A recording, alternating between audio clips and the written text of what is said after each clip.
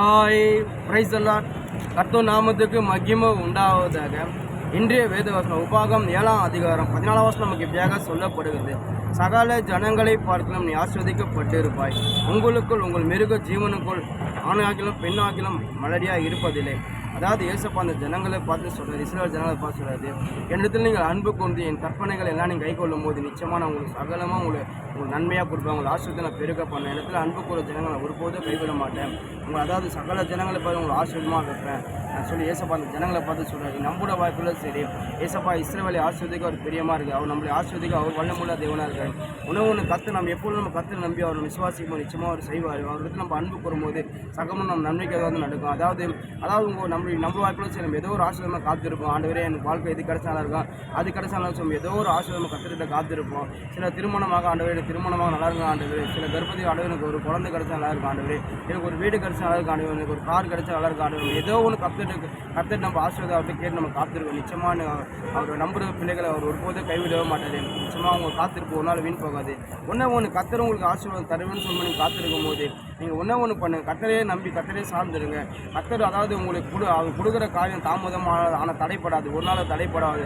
அது தாமதமாக ஏசப்பா ஏற்ற காலத்தில் உங்களுக்கு கொடுக்கும், தலையை உயர்த்துவார். ஒன்று அதாவது நீங்கள் யோசிப்பா பார்த்தீங்கன்னா அடிமத்தனத்தில் யோசிப்பான் அவன் எல்லா இடத்துலையும் அவன் அப்படியே இருந்தான். ஆனால் கத்திரத்தில் அவன் உண்மையாக இருந்தால், கத்திர நீதியாக இருந்தால், கத்திர பார்வைக்கு எல்லாமே அவன் கரெக்டாக இருந்தான். திரும்ப கத்திர அவன் நினச்சி கூட பார்க்காம கத்திர அவன் தலையை ஊற்றினான். உடனே அவனை கத்திர நம்பி இருந்தான். எந்த சூழ்நிலையும் சரி, எல்லா இடத்துலையும் சரி, எந்த இடத்துல சரி, அவன் போத்தி பார்வையில் வேலை செய்யும் போதும் சரி, அதாவது எந்த இடத்துல சிறைச்சாலை இருக்கும் போதும் சரி, ராஜா மோடும் சரி, எல்லா இடத்துல கத்திரிக்கு உண்மையாக இருந்தால், கத்திரமான நம்பிக்கை இருந்தால் கத்திர அவன் தலையை ஊற்றினான். உங்களோட வாழ்க்கையோட சரி, நீங்கள் எதுக்காக எந்த ஆசையை கத்திரி நிச்சயமாக கொடுப்போம். ஒன்று அவர் கொடுக்குற நேரம் வரைக்கும் அவர் நம்பி அவரை காத்துருங்க, நிச்சயமாக கத்தர் கொடுப்பார். யாக்கோபு சொல்லலாம், ஏசப்பா என் ஆசீர்வாதத்தை அவங்களுக்கு போக விடான்னு சொல்லி கத்தரை உறுதியாக பற்றி கொண்டு விசுவாசமாக இருக்கிறாரு. கத்தர் அவர் ஆசீர்வதிக்கிறார். நீங்கள் உங்களை வாழ்வில் கத்தர் ஆசீர்வதிப்பார். ஒன்று நீங்கள் எந்த சூழ்நிலையும் சரி, நீங்கள் சோர்ந்து போக மனம் தளர்ந்து போயிடாமல் கத்தர் மேலே நம்பிக்கையாக இருங்க. கத்தர் கொடுப்பார் சொல்லி விசுவாசிகள் நிச்சயமாக உங்களுக்கு கொடுப்பாரு. அவர் உங்களை ஆசீர்வாதத்தை உங்களுக்கு பெருகப்படும். அது மட்டும் இல்லாமல் ஒரு சின்ன உதாரணம் மேல் சொல்கிறேன்.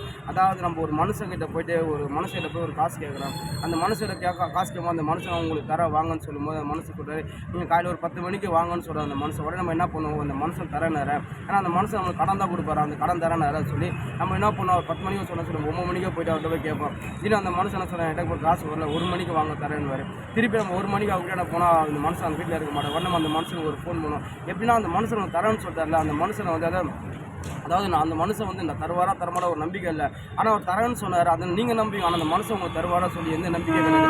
அப்படி இருக்கும்போது அந்த மனுஷன் நீங்கள் எவ்வளோ டிஸ்டர்ப் பண்ணுறீங்க. ஆனால் அந்த மனுஷன் அவர் உத்தரவாதம் இல்லை. ஆனால் ஏசப்பா அப்படியேப்பட்ட தேவன் இல்லை, இந்த உலகத்தையே படித்த தேவன், உலகத்தையும் நம்மளுக்கு எல்லாவற்றையும் உருவாக்கி நம்மளுக்கு கொடுத்த தேவன், நம்மளுக்கு ஒருபோதும் கைவிட மாட்டார். அப்படியேப்பட்ட தேவன் நீங்கள் ஒரு டிஸ்டர்ப் பண்ணுங்கள், ஜெபத்தில் கேட்டுனே இருங்க.